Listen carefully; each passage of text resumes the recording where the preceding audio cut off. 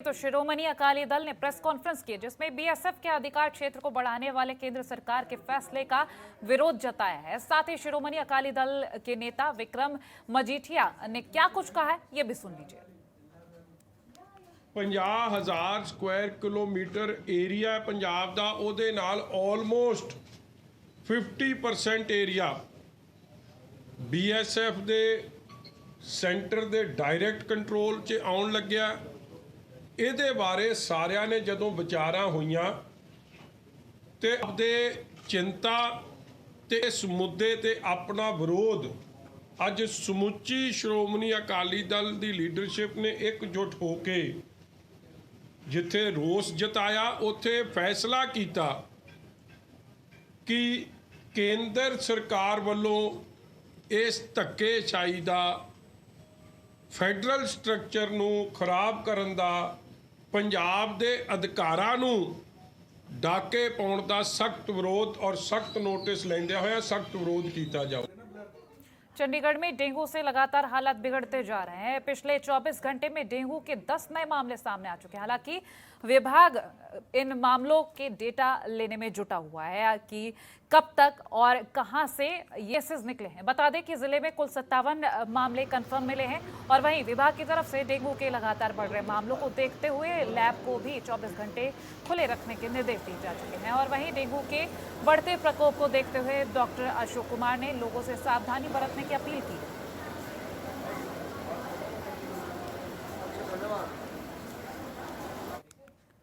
Health department के employees हैं उनको सोर्स रिडक्शन के लिए भेज रहे हैं घर घर।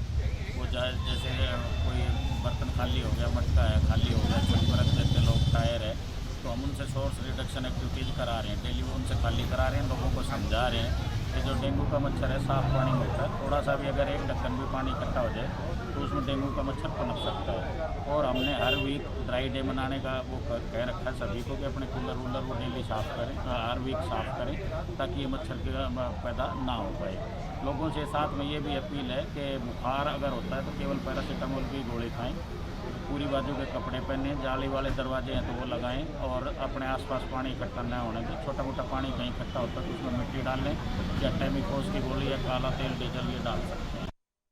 और हरियाणा के कैबिनेट मंत्री मूलचंद शर्मा ने फरीदाबाद में हार्डवेयर से सोहना मोड़ सेक्टर 55 तक जाने वाली सड़क का औचक निरीक्षण किया, जिससे पूरे महकमे में हड़कंप मच गया। और वहीं मूलचंद शर्मा ने कहा कि फरीदाबाद के हार्डवेयर सोहना मोड़ पर सेक्टर 55 तक जाने वाली सड़क की जिसका निर्माण कार्य तेजी से चल रहा है, जो कि 112 करोड़ की लागत से बनकर तैयार हो रहा है और इससे लोगों को काफी ज्यादा लाभ मिलेगा। इसी के साथ कहा कि आने वाले 2 साल में पूरे क्षेत्र के लोगों को योजनाओं की सुविधा का लाभ मिलेगा।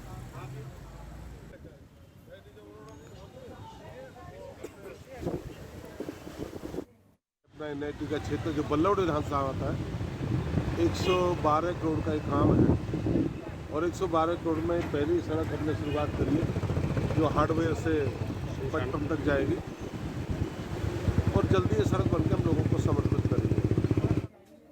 और सिंघू बॉर्डर पर पंजाब के लखबीर सिंह की निर्मम हत्या की निंदा करते हुए यमुनानगर में बीजेपी अनुसूचित मोर्चा ने अपनी प्रतिक्रिया दी है, जिसमें कहा है कि बॉर्डर पर बैठे लोग किसान नहीं हत्यारे हैं, उनके खिलाफ सख्त से सख्त कार्रवाई होनी चाहिए। वहीं मीडिया से बातचीत करते हुए बीजेपी अनुसूचित मोर्चा के जिला अध्यक्ष धर्म सिंह मिट्टू ने कहा कि राकेश टिकैत और गुरनाम सिंह दलित विरोधी मानसिकता के लोग हैं। साथ ही कहा शासन और प्रशासन को इन लोगों के खिलाफ सख्त कार्रवाई करनी चाहिए।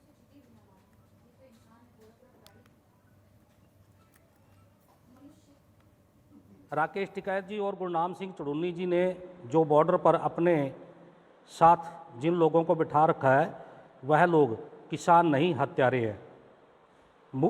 राकेश टिकैत और गुरनाम सिंह चुड़ूनी दलित विरोधी मानसिकता रखते हैं और इन्होंने 2 महीने पहले 31 जुलाई को राष्ट्रीय एससी आयोग के चेयरमैन श्री विजय सांपला जी के ऊपर भी हाथापाई करने की और मारपीट करने की चेष्टा की थी।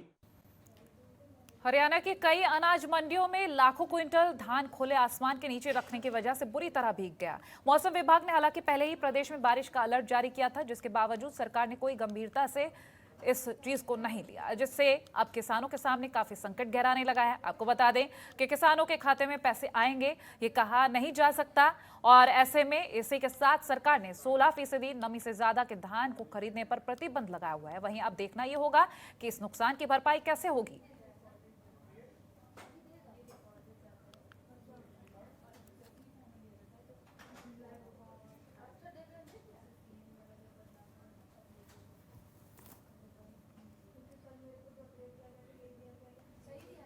तो ये तस्वीरें आपको दिखा रहे हैं अनाज मंडियों में लाखों क्विंटल धान किस तरह से भीगा है। हालांकि आपको बता दें मौसम विभाग ने पहले से ही अलर्ट जारी किया था, लेकिन बावजूद इसके किसी भी तरीके की कोई सावधानी नहीं बरती गई। यदि बरती जाती तो आज किसानों के सामने ये भारी संकट नहीं होता।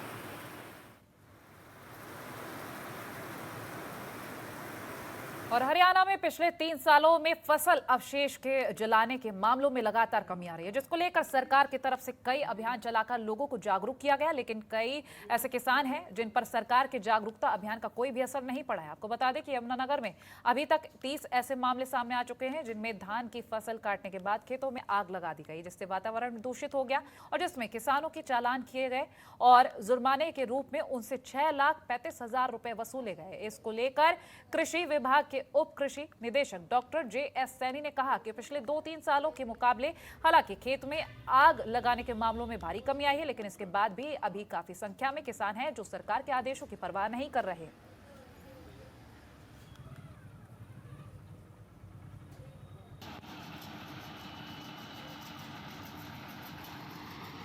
ये देखिए हम जो फाजिलपुर गांव है, फाजिलपुर यहाँ।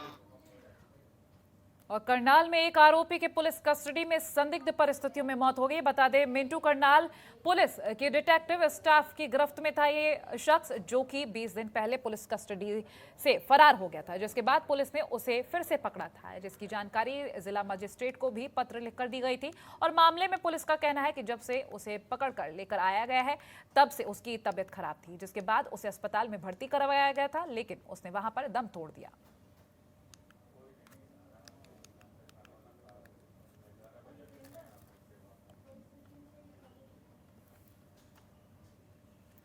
तस्वीरें भी आपको दिखा रहे हैं, ये उस शख्स के परिजन। आरोपी की पुलिस कस्टडी में संदिग्ध परिस्थितियों में मौत हुई। कई सवाल खड़े हो रहे हैं। हालांकि प्रशासन की तरफ से ये कहा गया कि आरोपी पुलिस कस्टडी से भाग गया था, उसे दोबारा पकड़ कर लाया गया और जब पकड़ कर लाया गया तब से उसकी खराब थी। हालांकि उसे अस्पताल में भर्ती कराया गया, इलाज करवाया गया, लेकिन वहां उसकी मौत हो गई। अब ये जांच का विषय, आखिर इस आरोपी की मौत कैसे हुई, क्योंकि कस्टडी में संदिग्ध परिस्थितियों में ये मौत का मामला है।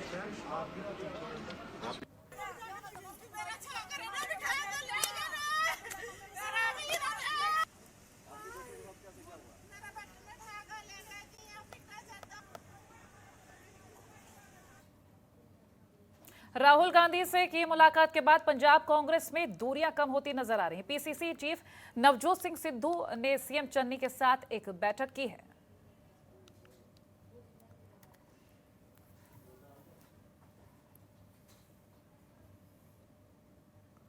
तो फिलहाल पंजाब कांग्रेस को लेकर पिछले लंबे वक्त से जो तस्वीरें सामने आ रही, बता दें मुख्यमंत्री का चेहरा बदला गया। नवजोत सिंह सिद्धू ने अध्यक्ष पद से इस्तीफा दिया। हालांकि राहुल गांधी से जब मुलाकात की तो ये दूरियां कम होती नजर आई हैं। अब सीएम चन्नी से बैठक की है और क्या कुछ खास रहा है ये भी बेहद अहम है जानना, क्योंकि पंजाब में इलेक्शंस भी होने हैं और इस बीच ये दूरियां कम होना बेहद जरूरी है, क्योंकि के लिए यही ठीक नजर आ रहा है।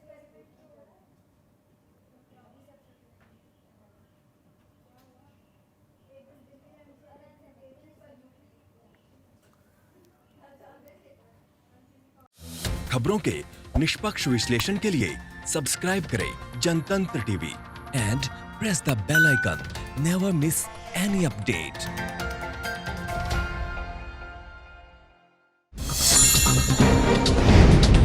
डाउनलोड कीजिए जनतंत्र टीवी ऐप को, जो कि अवेलेबल है गूगल प्ले और ऐप स्टोर पर।